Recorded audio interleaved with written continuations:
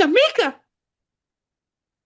That's insane. Mika Mirinan is down to 7 schools. He announced this over the weekend. Tipton edits all over this. Joe Tipton, shout out to you. Kentucky, Arkansas, Michigan, Duke, NC State, North Carolina, and Indiana are Mika Mirinen's final 7 options. Mika is a 6'10" forward. Do you consider him like a 4 or like a jumbo 3 kind of? I think I'm more jumbo 3. I think I'm more jumbo three. If his skills continue to advance the way I think they are, he ends up being a jumbo three. But I think you could also, play him at the four as well at the college level. He has the versatility enough to do it. Very, very tall. 6'10", 185-pound forward playing for Compass Prep right now, I believe. And this guy is just good. He's a true 5-star type. He exploded, I want to say, as early as last summer. There was a lot of like kind of viral highlight reel stuff going on with Mika Mirinen's game. And selfish plug here, we actually interviewed Mika Murinen on the channel last fall. Riley Davis organized an interview with Mika himself with us. So you can go back and listen to that. We were kind of trying to ask him if there were any specific schools he was into, and he was not really giving us too much detail on that. So as we get closer to a decision timeline here, we are starting to get a sense of the schools he's seriously interested in. Again, Kentucky, Arkansas, Michigan, Duke, NC State, North Carolina, and Indiana are Mika Mirinen's final 7. Your thoughts on his final 7 schools? Yeah, it's interesting because I don't know what you have heard kind of about him, but a lot of the things that you see with him as far as like maybe like schools that he's looking at, like I've seen a lot of Arkansas love in there a lot. I feel like that's the school I've heard about the most. But I think there's a lot of good options kind of for him in this school. And just quickly on him as a player, this dude first of all, you wouldn't expect him to be, but he's like a crazy athlete. Like some of the things he dunks, you're like, holy hell. And then he has this, like, obviously the 6'9" frame to go along with it. I think he can rebound very well. I think he can shot block as well. He's definitely an intriguing prospect and player that I think has gotten better and honestly risen up the rankings. I think he's now considered by most services to be a top 10 recruit. But I think a lot of the schools on his list, I could, you play that game where you put him on that team, and you could see the vision on probably what those coaches are pitching to him. Yeah, this kid's good. I think wherever he goes, he's going to be a starter level player. Like this is one of those guys I think could go to like a Duke and end up being one of Duke's immediate best players, a one and done type. I just believe in his game that way. I think he's super versatile. I believe, if I'm not misremembering this, doesn't he have a family connection in North Carolina? I want to say his mom played at North Carolina, maybe? I believe so. So there's some type of family connection, I believe. Um, Also, I think Mika Mirinan has a neck tat, so we're not gonna just breeze past that Yeah, either. his mom played for North Carolina, and I believe his mom and dad both played for Finland's national team. We did a video, the first video we ever did for him on the channel. We called him like Finnish Cooper Flag. Riley was like obsessed with this kid. So, anyways, long story short, everyone involved in our operation is a big fan of Mika. Will say I'm a little bit surprised by the schools in his final 7. Not that any of these schools like doesn't deserve to be there. But just to name a few schools that got cut that I know were heavily involved in his recruitment, Kansas really wanted Mika Mirinan. Illinois was like way out in front early on Mika Mirinan. He has BYU offers. Like BYU was trying to get in the Mika Mirinan sweepstakes. Texas Tech, another school with a lot of money. And those 4 being cut this early, I don't know. You don't have to make cuts this early. I'm a little surprised those type of schools didn't crack it, but an NC State did or an Indiana did. I will say, look, my school's on this list. My team, Michigan, it feels winnable. Like sometimes there's blue blood recruitments for Michigan that I'm like, let's not waste our time and effort here. This feels winnable for Michigan, and it could obviously end up being Duke or Kentucky or Arkansas or North Carolina or NC State or Indiana. I don't know, but I look at this list as a Michigan fan with what Mika Mirinen's game is, with what the pitch to him would be, with Michigan front court players, how we use them, with what Mika is saying out loud that he wants. this suddenly feels really winnable. Speaking of that, did you see the quote that Tipton had in the write up here on what Mika's looking for in school? Today's video is sponsored by LabCorp On Demand. Car, do you take care of yourself? I try my best to, yeah. Like, not just treat yourself to expensive meals, but like you go to the doctor and things like that? No, I just take care of myself. There's no need to go to the doctor unless I'm not taking care of myself, right? Are you afraid of the doctor, Cart? Just a little bit. I mean, if nothing's wrong, why would I go there? Listen, I'm the same way, and so are millions of men across America. But that's why LabCorp On Demand is helping millions of people like us. With their men's health test, you can get a comprehensive look at your hormone levels, your total testosterone, and you don't even have to go to the doctor. It's easy, and you get the results the next day. Testosterone, is that a big thing? It's a really important thing, Cart. Sometimes you can feel off without even knowing something's wrong. But LabCorp On Demand wants to keep you healthy and wants to make it as easy as possible. Right now, you can get 20% off your men's health test by visiting our sponsor at tryelco.com/sleepersmedia. It's simple, affordable, and honestly, it's empowering to know that you're healthy and have this info about your body. Didn't know that testosterone did all those things. I'm gonna have to take the guesswork out of this and go get my health checked out today using LabCorp On Demand.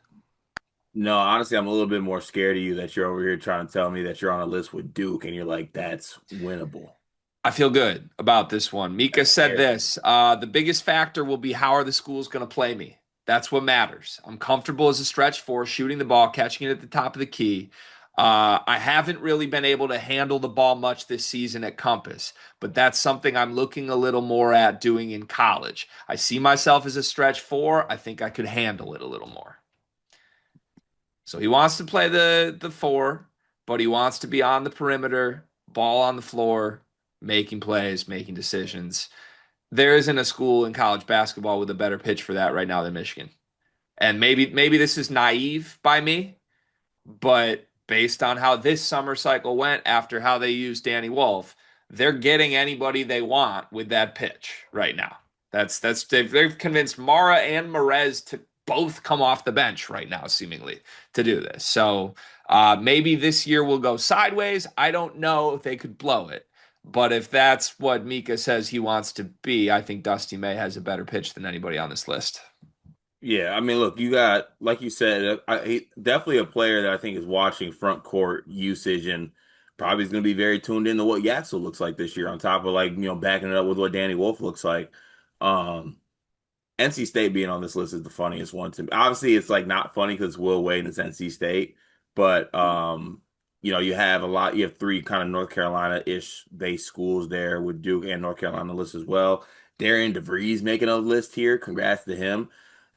For some reason, I just feel like Coach Cal in Arkansas have been hanging around for so long with this kid that I don't think it's like a lockup by any means. I think it's very much open. I think he's, given what he wants and what he needs. Um, I think it's going to be interesting to see how it plays out. But I don't know. I guess I'd ask you, what would you put your confidence level in that he ends up at Michigan? Well, I would say this based off the pitch, confidence is like really, really high, Hmm. but I can separate Michigan having a great pitch from just like a sense of Mika seems like an interesting cat. Again, we interviewed him. I greatly enjoyed speaking to him. You should go back and watch it. You can get a glimpse for like how he operates. I think he's a confusing character type with like a weird recruitment. That's what I would say. Like honestly, a little bit of Nico Bundalo vibes Hmm. where he's really good. He knows he's really good. Everybody wants him, and he just kind of can't make up his mind. Like there were rumors that he was going to reclass, and now he comes out with a final seven, and we're a little confused on who some of the schools are in the final seven. So I feel really good that Michigan has the best pitch here. I don't feel really good that Mika's going to choose the best pitch, if that makes sense. Um, I will say, like, as far as situations go, the one I think can parallel Michigan's pitch is Kentucky. Because if he really does care about how he's used, Mark Pope's been really good at using like point forward types in the front court, letting guys handle creativity for his big men. So I don't know. To me, Kentucky and Michigan have the best on court pitches. I think North Carolina could end up winning this just off of family ties and the fact that he wants to stay in North Carolina. And as I mentioned, he seems like such an interesting character. would it even be all that surprising if he goes to Duke and is just like, haha, yeah, screw you, mom. I'm a Blue Devil. Go Brotherhood, you know? Yeah, I could. Yeah, like what? Finish Cooper Flag. He Right. probably thinks he. The thing about Mika, because you point out like him being like an interesting guy, he thinks he's better than Cooper Flag. Right. I honestly think he thinks he's the best basketball player of all time. But like that's that's part of who he. That's part of his makeup. And that's part of what I like, to be clear. Like, I think he's one of those kids, overconfidence can sometimes be a detriment to your game. It's not for Mika. His confidence is a huge part of why he is so good. But yeah, it'll be interesting. This is also one I've kind of hinted at this on a few other past videos. There were rumblings privately, quietly behind the scenes that Mika Mirinan was open to reclassifying and coming to college a year early. As far as I know, that's not on the table at any of these final seven. And this list is a group of schools that intends to keep him in the class of, or excuse me, in the class of 26.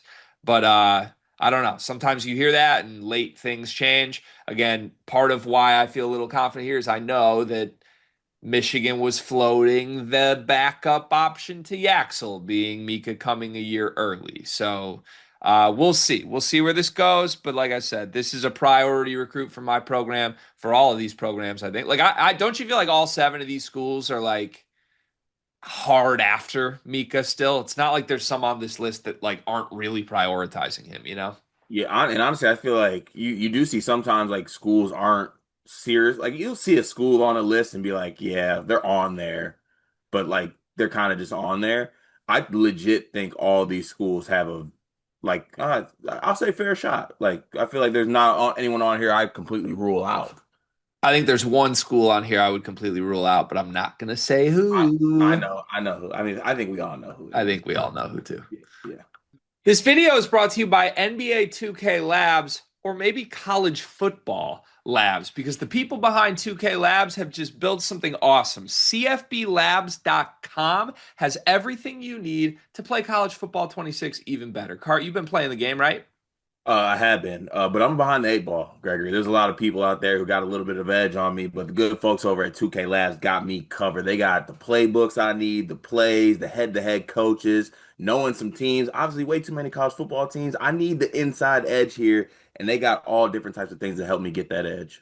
Yeah, I jumped in and started playing Road to Glory over the weekend, and I ended up like a two-star recruit that did not get one snap in season one because I chose the wrong school with the wrong roster that was way too loaded. Had I known that CFBLabs.com exists, I would have made a much more wise decision in my Road to Glory mode. They've got teams, playbooks, coaches, team comparison tools. You can literally see every single play in the game, every player in the game, their rating, what they're good at, all in one consolidated place online to help you make the right choices and win more games in college football 26. CFBLabs.com. Go check it out.